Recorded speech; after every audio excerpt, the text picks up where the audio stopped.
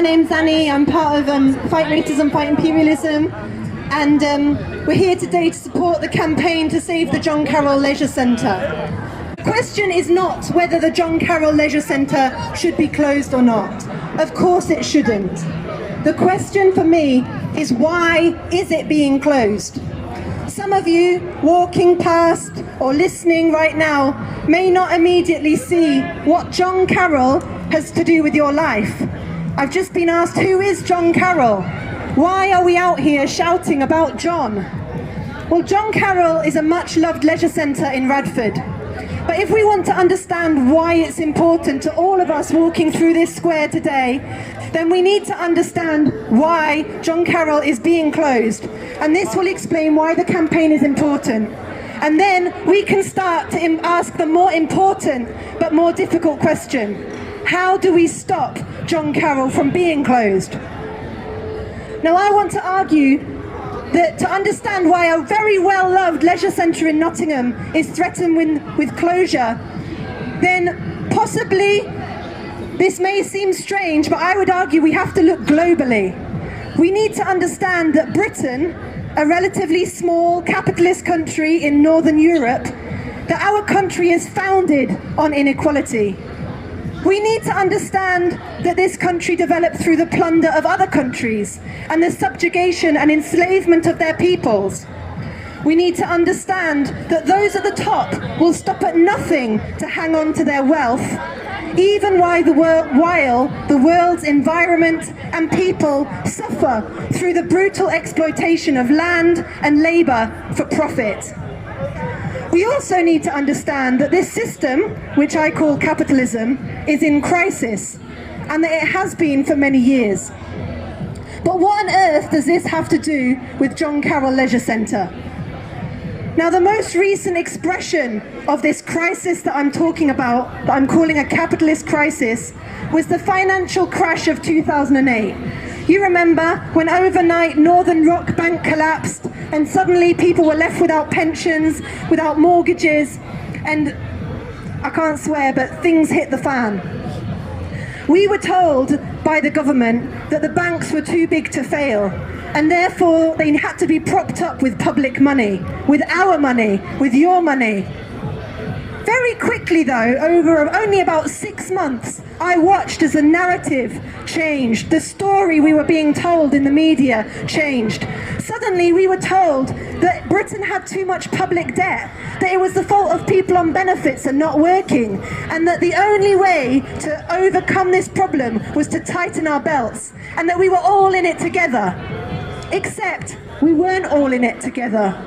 The Windrush generation was not in it together. They were discriminated against, and some of them were deported illegally. Asylum seekers were not in it together.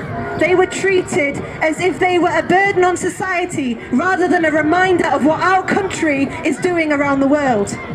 Single parents, people with disabilities, they were not in it together. They saw their benefits slashed. They saw the bedroom tax imposed on their small properties. And they were told that they were the problem. And we didn't unite, we didn't support them, and the cuts kept coming. So much so that we've now had 12 years of austerity. 12 years where rises in council tax, bedroom tax, and rents are rising to make living in rented accommodation unaffordable for thousands of people. Where it is no longer shocking if a woman tells you that she skipped a meal in order that her children should eat. The normalization of poverty. And this is the context that we find ourselves in. This is a context in which our local council refuses to stand up against the system and instead tries to shaft yet another community by tearing out the last community resource that they have in Radford, that's used not only by people in Radford. We've talked to people that get on the bus from much further afield and know they can't just walk to Genogly, which is what the very privileged leaders of this council are trying to tell us would be possible. Because it's not possible. We've done the research on the areas surrounding the John Carroll Thank you. We have done the research And it is no coincidence that the area around the John Carroll Leisure Centre also, if you look to 1 kilometre, then it also has some of the highest rates of people living with life-limiting disabilities. These are people, not statistics, they're people that when they walk a few streets to go swimming at John Carroll, then that significantly improves the quality of their life. And yet our City Council has argued that it's just a matter of balancing the books and that John Carroll has got the lowest footfall of any of the leisure centres. Never mind that it's one of the smallest of the leisure centres. Never mind that they allowed a private gym to open up just down the road and refused to listen to the local people who said that you needed gym-only membership in John Carroll to support the community. Now we can listen to the narrative of the council, or we can listen to the people who've worked in that leisure centre, who've supported women and children coming through those doors, fleeing from violent relationships, who found safety within the walls of that community centre. We can listen to the narrative of the government that tells us we're all in it together, but at the same time hands out contracts under the door to their rich friends while they continue to tell us that there's no money. There's money for hand sanitizer and PPE companies, but there's not money to open community centres to ensure that our children can go back to school safely.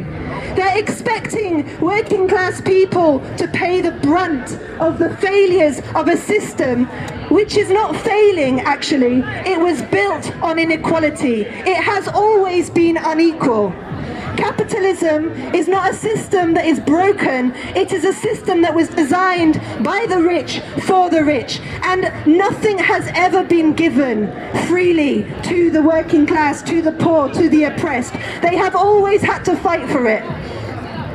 Like Frederick Douglass, an American civil rights campaigner, said, "Power concedes nothing without a demand." And here today it might seem to you that our demand is rather small and limited. All we are demanding is, on the face of it, to save one leisure centre in one city in this country. But I'm here today to argue that if you are against inequality, if you stand against injustice, if you support the rights of all people to live in dignity, whether they have a disability, no matter where they come from, no matter their ethnicity, their age, if you support equality, then actually the John Carroll campaign is a campaign that you have to support. Because the John Carroll campaign is not just about a single leisure centre.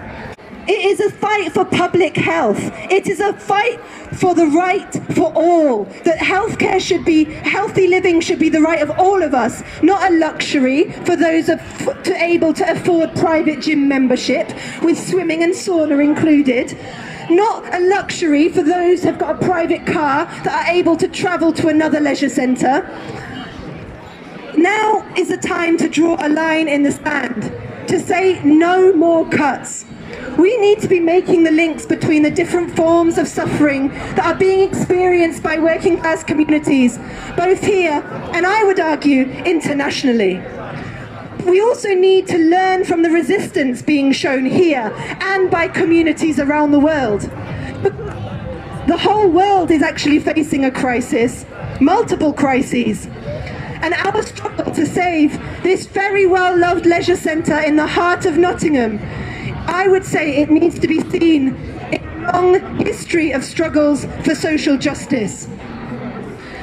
Nothing will ever be handed to us without a fight, and as we are seeing with the ongoing cuts to our public services, it can be taken away. Just like they took the Sure Start centres away, just like they've taken the youth work away from our young people, just like they're shutting down the women's refuges for people who really need them. Now they're starting with John Carroll. So I don't care if you live in Sneinton, in Radford, in Woollerton, in Derby, in Leicestershire. We've just had someone sign the petition from London. Because this fight to save John Carroll is a fight for everyone, for the right for healthcare, for the right for community, the right to be seen as people and not as statistics, the right for people to be put before profits. And so I say that in this sense, we are all John Carroll, and we all need to join with this campaign in one voice to demand that Nottingham City Council stands up against the cuts being inflicted upon it year after year, and refuses to try and toe the line to continue with this idea of democratic bourgeois respectability. What is being implemented by our government is far from respectable. Remember, we live in a country where it is illegal for someone to steal food from a shop because they're hungry. We live in a country where in some places it is illegal for someone to sit on the streets and beg because they're hungry. And yet in our country, it is not illegal for someone to starve to death because their universal credit has been cut, because they didn't manage to get to an appointment, or for some other reason that is given. So I say, if you are against injustice, then we need to not to look to the law, we need to look to morality, to what is right. And it is not right that the John Carroll Community Centre and Leisure Centre is being shut down. This is needed by our community, and we are saying we're prepared to fight for it. Next week is International Workers' Day in Nottingham. Then we will all be marching from the John Carroll Leisure Centre, from the heart of Nottingham in Radford, and we will be taking our message. And we invite you all, every single person in this square today, let's enjoy the sunshine. Let's enjoy the fact that regulations have been lifted, but we mustn't be naive. The crisis is not going to go away because we've got coronavirus hopefully under control for a while anyway. The crisis is also in the fact that people cannot afford to pay their rents, that people cannot afford to travel to other leisure centres, and we need to stand in solidarity, one and all for one. So next Saturday, I will be proudly marching with the John Carroll campaign to save this leisure centre, to demand that Nottingham City Council stops and reverses its cuts. I don't support cuts anywhere. We are not trying to compete. We don't think that John Carroll is more important than the Victoria Baths or than Genogli or any other leisure centre. We say we need affordable community facilities in every community in Nottingham and beyond. And we invite you to join us. So if you agree with even 50% of what I've been saying, then please come and sign our petition. Consider coming along on our march next week to show the council that we're really serious about this. Honestly, they think they can just get away with it. They had a meeting where you could only watch by Zoom. You couldn't ask any questions. They shut down a leisure centre in the middle of a pandemic. We cannot let this stand. It is not right. It is unjust. And injustice demands a response. And our response is to stand strong, to stand firm, and to invite you to join us next Saturday to march to save John Carroll Leisure Centre and to demand no more cuts to our community services, because we deserve them.